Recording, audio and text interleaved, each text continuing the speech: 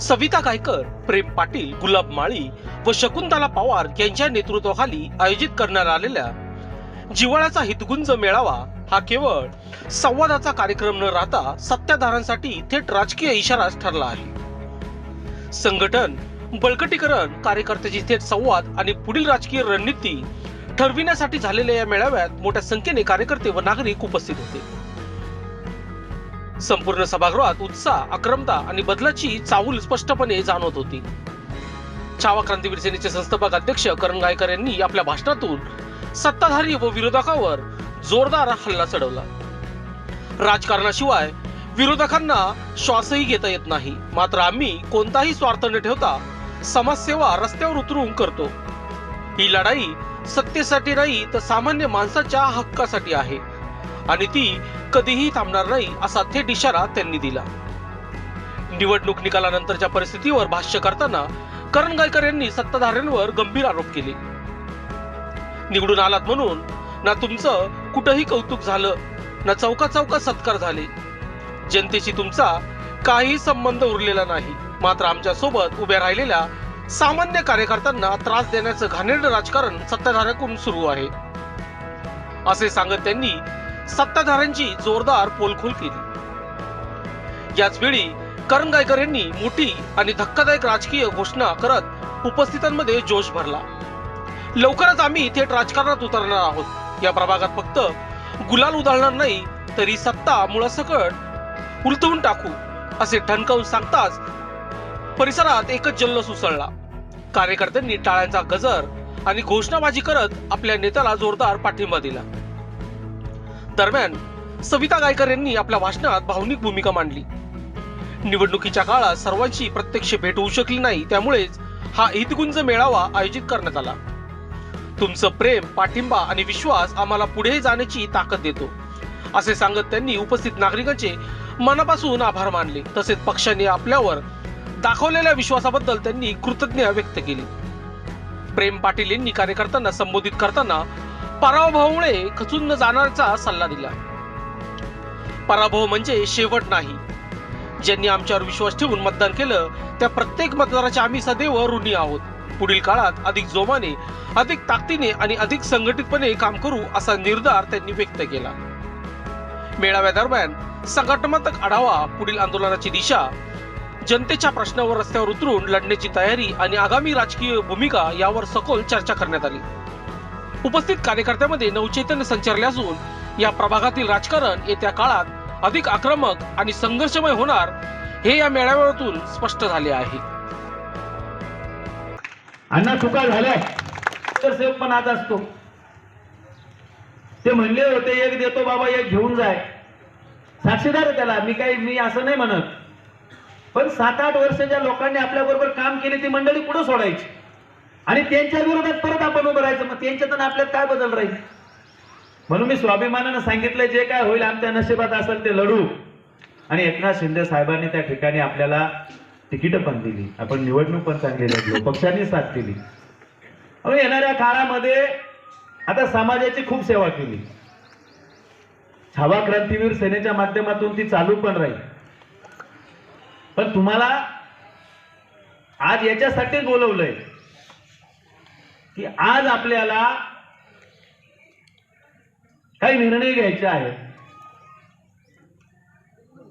कारण मगाशी आशिष म्हटलं त्यामुळे त्या पक्षाला बोलता येत नाही, डोळ्यासमोर तिकीट जातात पण काही म्हणता येत नाही। म्हणजे शिवा तेलंगचं तिकीट माझ्या समोर मी फॉर्म दिला पण तो लेट दिला, शेवटी त्या पक्षात असतो किंवा दुसऱ्या कोणत्याही पक्षात असतो तर अधिकारानं 15-20 तिकीट मागून घेता आली असती, आपल्या लोकांना अगोदरच कामाला लावता आलं असतं। आणि म्हणून येत्या 8 दिवसामध्ये सगळ्या लोकांशी आपल्या परत एकदा चर्चा करून राजकीय निर्णय घेणार म्हणजे घेणार, पक्षात जाणार म्हणजे जाणार आणि फुल टाइम राजकारण करणार, कारण ती काळाची गरज आहे हे आता लक्षात। विरोधकाला जिंकून सुद्धा जर त्या जिंकण्याचा आनंद घेता येत नसेल तर आम्हाला आमच्या पराभवाचा नक्कीच आनंद आहे। आणि काय तर ते स्वाभिमानाने लढलो, स्वाभिमानाने निवडणूक केली, लोकशाहीने केली। आणि लोकशाहीने करत असताना आम्ही कोणाला धमकावलं नाही, कोणाच्या मुंड्या मोडलेले पैसे वाटले नाहीत, टक्केवारीचे पैसे घेतलेले वाटले नाहीत. पण मला सुद्धा आता असं वाटायला लागलंय की चांगल्याचा जमाना राहिला नाही. या निवडणुकांमध्ये तुम्ही मगाशी म्हटले आपण कोणाच्या हॉस्पिटलची बिलं कमी केली असेल, कोणाच्या दुःखात गेलो असेल, कोणाची गाडी पकडली असेल, कोणाचं हप्ते वसुली केलेल्या गाड्या ओढल्या असतील, त्या सगळ्यांच्या सोडवल्या, सगळ्यांच्या सुखदुःखात गेलो. जनताही आपल्या बरोबर आली ना. ती सेवा आपण करणार, आपण करत राहणार, कारण तो आपला धर्म आहे, आपला पिंड आहे. कोणी आपल्याला दिलं नाही म्हणून आपण त्याच्या बोकांडी कधीच बसत नाही. मागच्या निवडणुकीत सुद्धा थोड्या फरकानं पराभव झाला होता, तरी आपण प्रभागात कोणाला दुखवलं नाही, कोणाचे दुकानं मोडायला गेलो नाही, कोणाला हप्ते मागायला गेलो नाही. अरे हे 5 वर्ष निवडून येतात आणि तुमच्या बोकांडी बसतात, तुमच्याकडूनच वसुली करतात. वारे माफ पैसा काल सुद्धा घेण्यात येत. साहेब तुमच्यात लोकप्रतिनिधी बातमी लावली, अहो ते एअरफोर्स वाल्याने सैनिकांनी तिकीट घेऊन पैसे घेतात आणि विचारलं तर काय झालं, सैनिकांच्या कुटुंबाला देणार. अरे बाबांनो, या देशामध्ये तुम्ही तो सैनिक बिचारा आमचा तो चंदू भाऊ, त्याला जेलमध्ये टाकलं, त्यांनी न्याय मागितला तर तुम्ही देशभक्तीच्या गप्पा मारता. बरं आता हे निवडून आले या प्रभागातले, आता म्हणणं ईव्हीएम मुळे निवडून आलो. जसा म्हणला ना ईव्हीएम मुळे पडला, तसा म्हण तुझ्या ताकदीनं खरंच तू मराठ्याचं रक्त ना म्हण, चाल ईव्हीएम मुळे निवडून आलो. मागं कसा म्हटला ईव्हीएम मुळे पडला. अरे किती तू तोंड्यासारखं वागायचं, किती चुकीचं करायचं, किती किती खालच्या स्तराला जाऊन राजकारण करायचं. आंदोलन केलं, ईव्हीएम फोडली, आंदोलन केले. अरे कोणासाठी आणि कशासाठी? घर चालवण्यासाठी. अरे तुम्ही जगू शकत नाही राजकारणाशिवाय. तुम्ही राजकारण नसलं तर तुम्ही जगणार नाही भुकेदाजी. त्याला झोपा लागणार नाही. आम्ही तरी निवांत झोपलो, दुसऱ्या दिवशी आपल्या आपल्या कामात धंद्याला लागलो. अरे आमचा पिंड नाहीये राजकारण. आम्हाला राजकारणात काही काही कमवायला जायचं नव्हतं तिथं, म्हणून त्या शहराध्यक्षांना गाजर स्वप्न पडलं वाटतं भारतीय जनता पार्टीच्या. ते म्हणले महानगरसेवक पद काय सोन्याची कोंबडी अंडे देणारी कोंबडी नाही, त्यांना माहित होतं चांगले कोंबडी कापून खायचे. बरं योगायोगाने ते महापौर पद पण महिला राखीव झालं.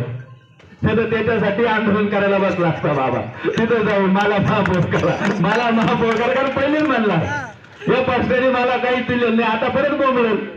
आणि बोंबलच पाहिजे आम्हाला, का आमच्या का बापा तोटा जातो, आम्ही ऐक विरोधक म्हणून माझ्या पाहिला.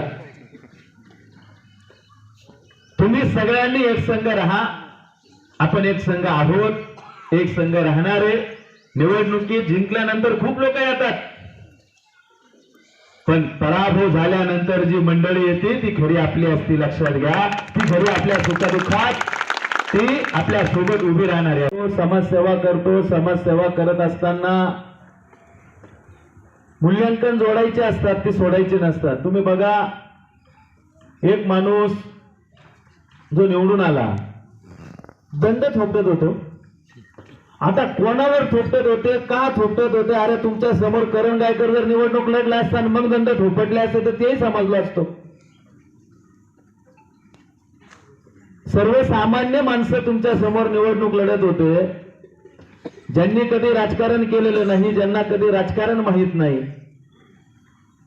आणि ती लोक तुमच्यासारखं पोटावर नाही ओढलं, मला पण पाहिजे, पोराला पण पाहिजे, अख्ख्या खानदानाला पाहिजे. निवडून आलेले उमेदवार भलतीकच होते, यांचं घरच त्याच्या पुढे दिसत होतं.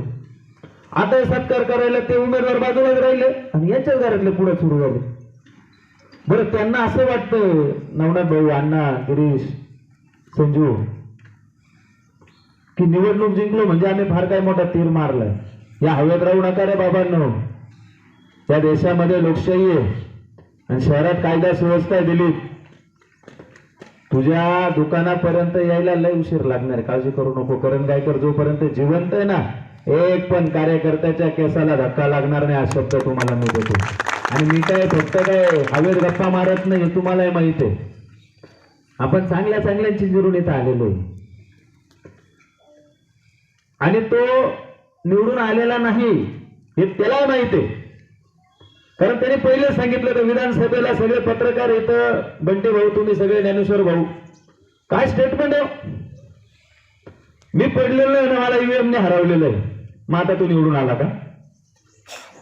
तू आता निवडून आला का त्या ठिकाणी? अरे तू ईव्हीएम मुळे निवडून आला. आम्ही कधीच ईव्हीएम ला दोष देणार नाही. हे बघा, लोकशाहीमध्ये आम्ही आमचा पराभव मान्य केलेला आहे. आम्ही लोकशाहीच्या दरबारामध्ये मशीन मध्ये जरी हरलो असेल, पण लोकांच्या मनामध्ये आम्ही राज्य केलं, तिथं निवडून आलो ना.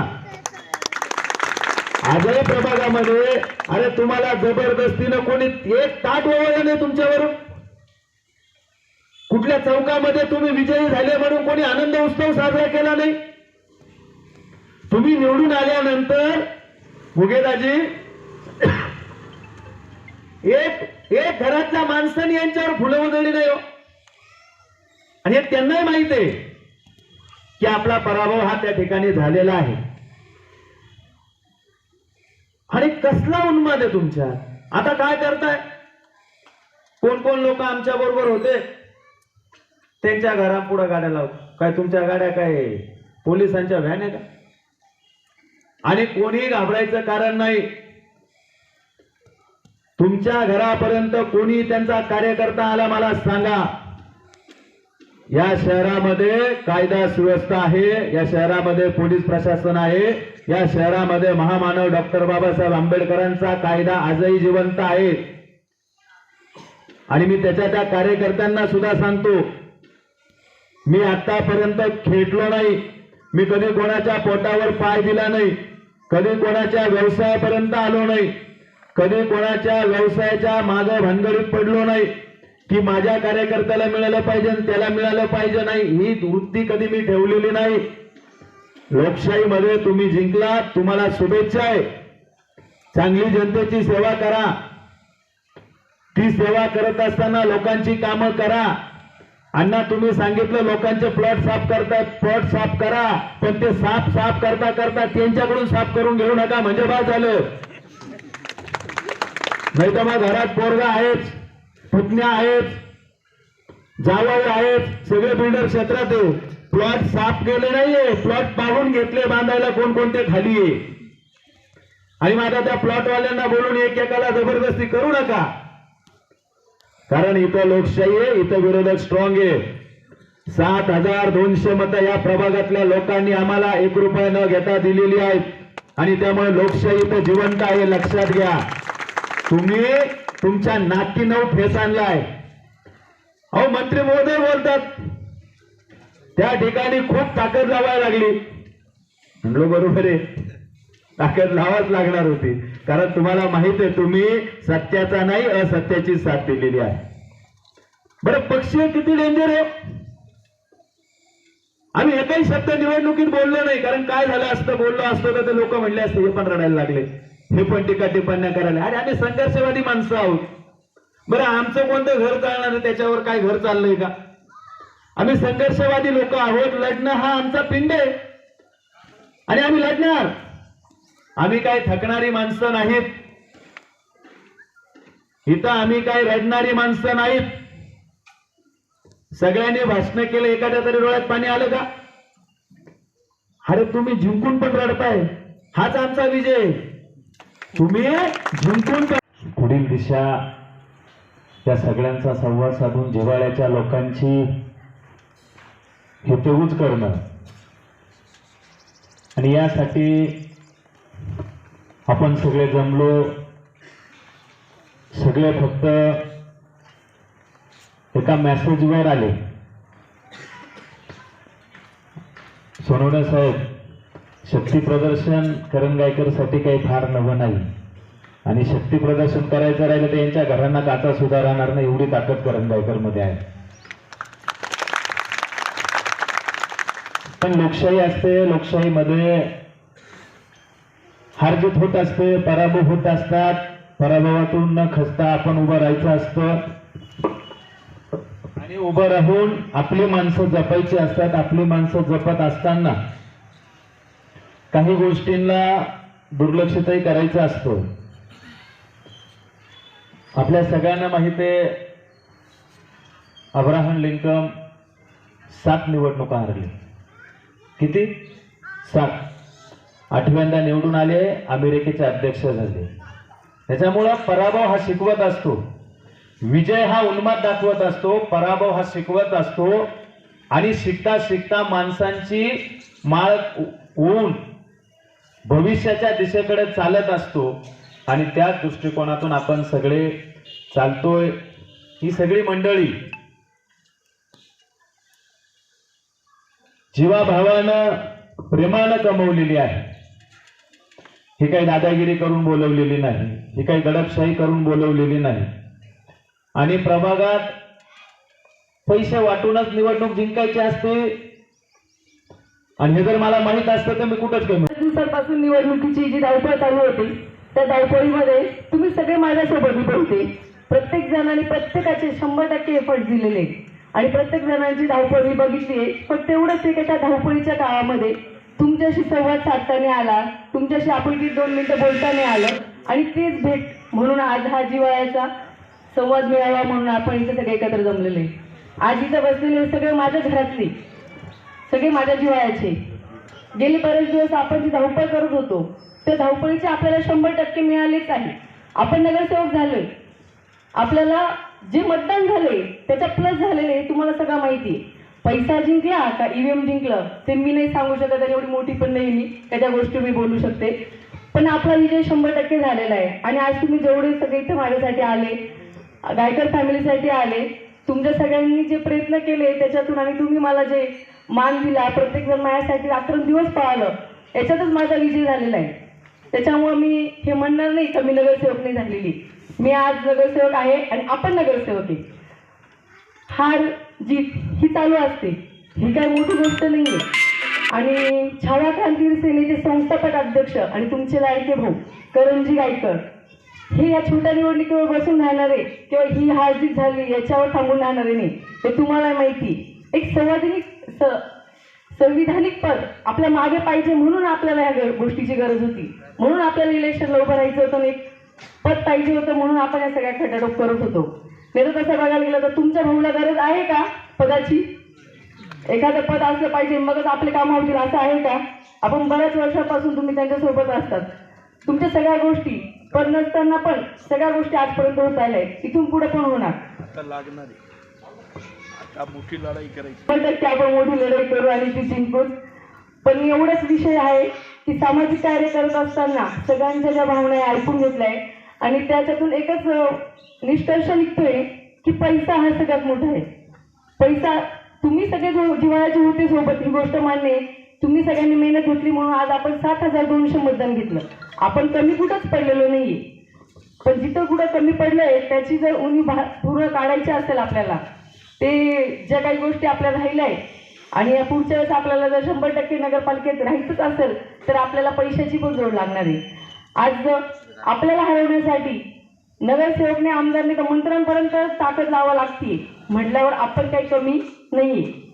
आपण त्यांना पुरून एवढेच आहे. आणि एवढं करत असताना तुम्ही एवढे जे सगळे बसलेले त्यांनी खांद्याला खांदा लावून कोणाला न घाबरता, पण आता प्रभागात फिरत असताना बऱ्याच काही गोष्टी झाल्या, तुम्ही बऱ्याच गोष्टी फेस केल्या आणि ते फेस करत असताना किती गोष्टींना सामोरं जावं लागले हे आम्हालाही कळतं किंवा समजतं. आणि या सगळ्या गोष्टींवर मात करून तुम्ही शेवटपर्यंत सोबत राहिले, पहिल्यापासून सोबत आहे आणि पुढे असेच सोबत राहाल. त्या गोष्टीसाठी मी तुमचे मनापासून धन्यवाद व्यक्त करते.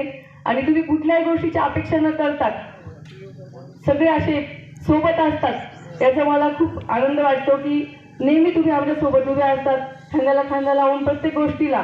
तुम्हाला ज्या पण गोष्टी सांगितल्या तुमच्या भाऊंनी त्या गोष्टीसाठी तुम्ही तयार असता आणि प्रत्येक गोष्टीसाठी सज्ज होऊन लढायला तयार असतात.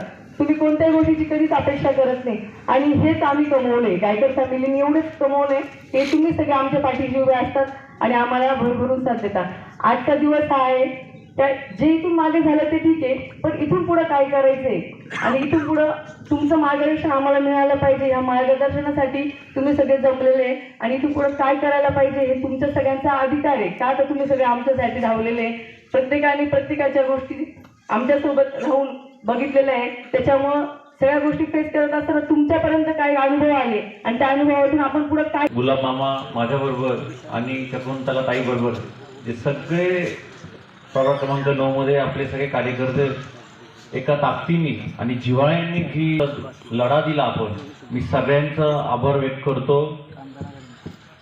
आम्ही पराभव झाला म्हणून खचून जाऊ नका. तुम्ही जेव्हा हात देतील आम्ही तिघं चौघं तुमच्या पाठीशी राहणार आहे.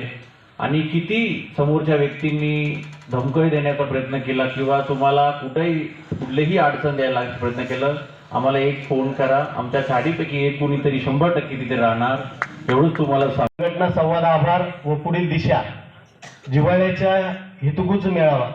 म्हणजे या ठिकाणी जे जे इथे उपस्थित झालेत हे संघटनेचे आणि गायकर कुटुंबाचे जिव्हाळ्याचे व्यक्ती आहेत, म्हणून तुम्ही इथे उपस्थित आहात. आणि प्रत्येक व्यक्तीच्या जिव्हाळ्याचं कोणी ना कोणी असतं, तसं संघटनेचं व गायकर परिवाराच्या जिव्हाळ्याचे तुम्ही आहात.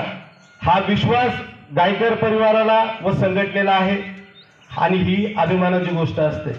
ही संघटना ही अनेक वर्षांपासून समाज हिताचे कार्य करत असते.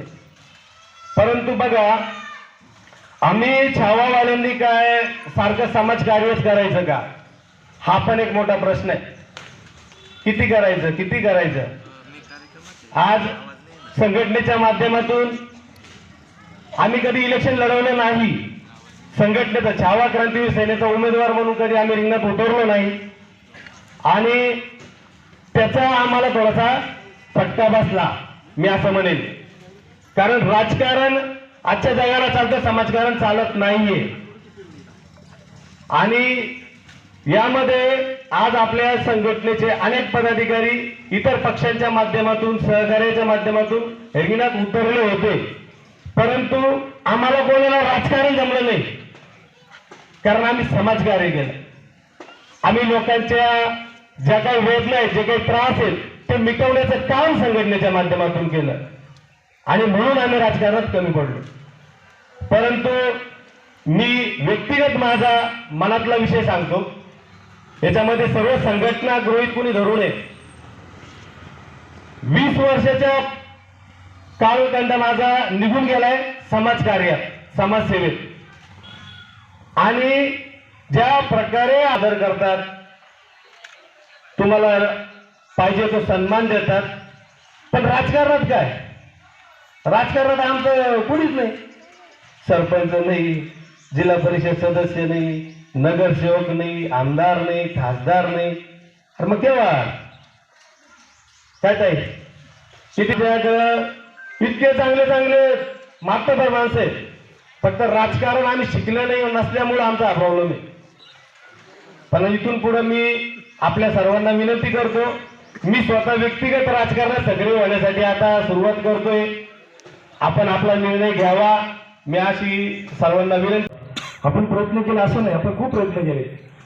पैसाही खर्च झाला बऱ्यापैकी, सगळ्यात जेवढी आपली ताकद होती तेवढं आपण दाखवून दिली.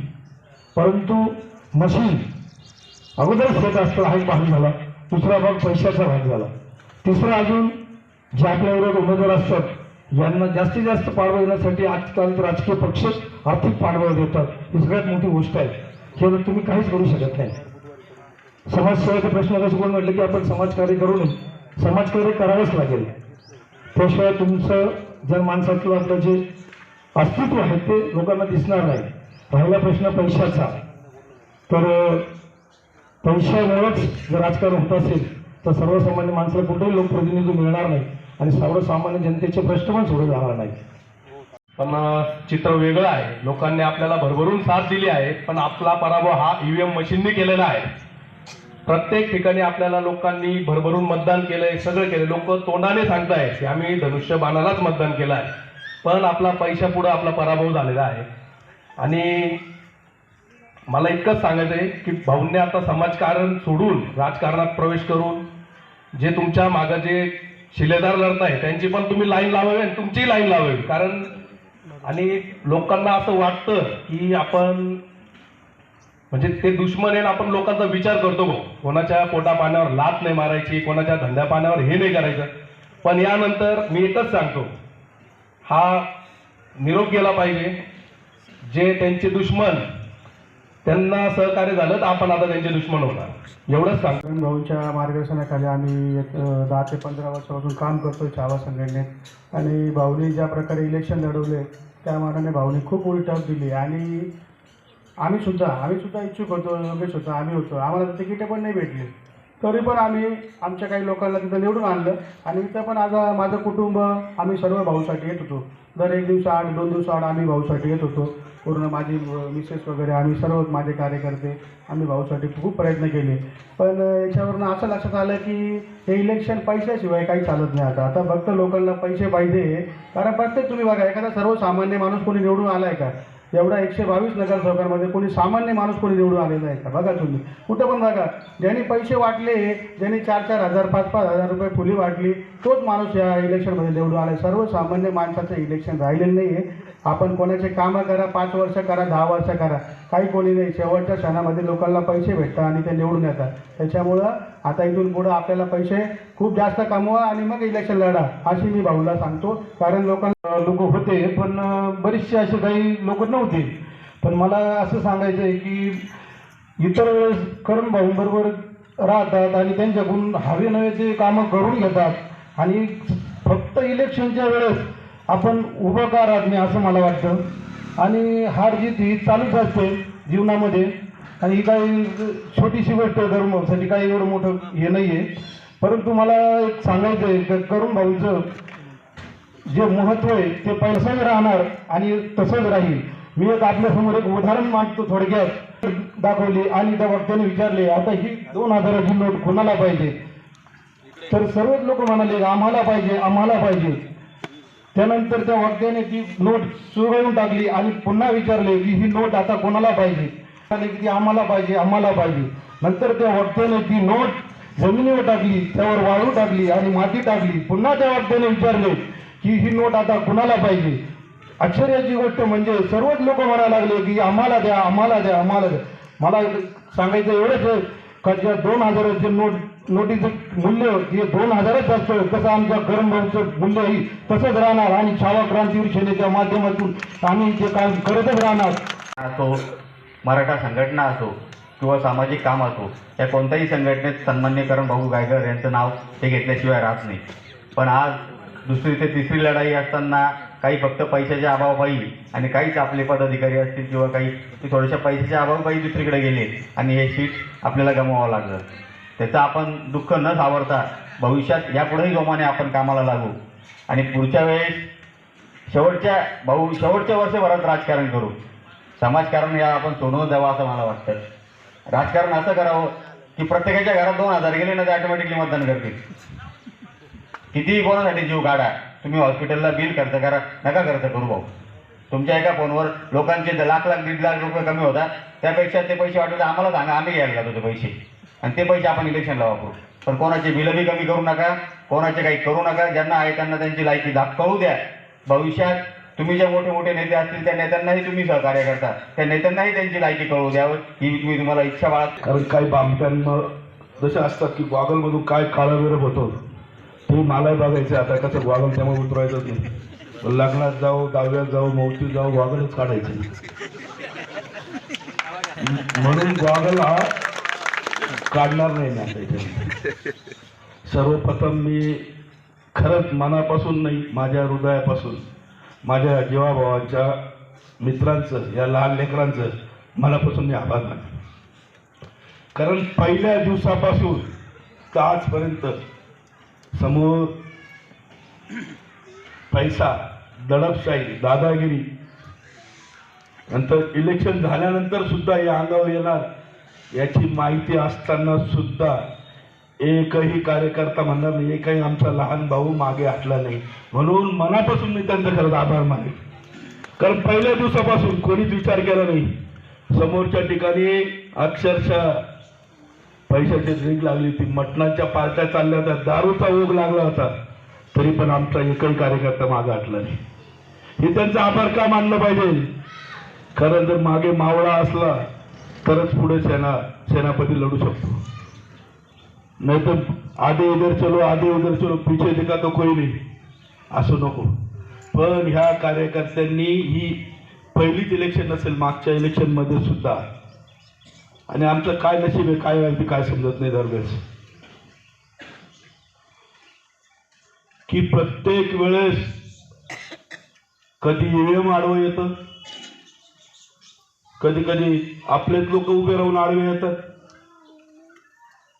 म्हणजे आपण एकी करायचं ठरवलंच नाही, कारण आपल्याला त्याला पाडायचंच नाही. मला तिकडे जायचं नव्हतं, पण त्याचा एक शब्द मला जिव्हारी लागलेला आहे. तो भाडकऊ शब्द, त्याला मी एक दिवस त्याची भाड खायला, कसं भाड तू खातो का आम्ही खातो, एक दिवस त्याला दाखवणार आहे. आणि तो शब्द माझ्या जिव्हारी लागलाय. कोणाच्या लागला नसेल असेल, पण माझ्या डोक्यात खरं नाही. तुम्ही 4-4 निवडून आले तरी तुम्ही अजूनही घाबरता.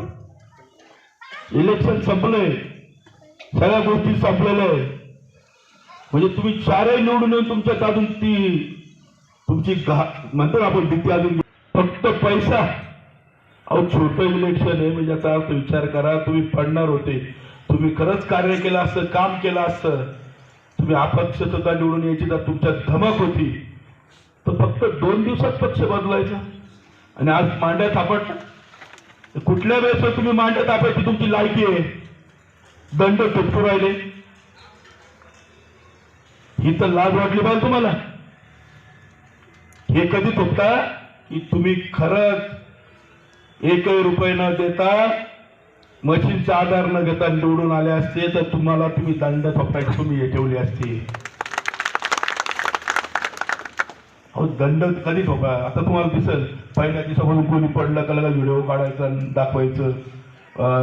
स्वच्छता मोहिमेच्या नावाखाली लोकांचे प्लॉट साफ करायचे काम चालले.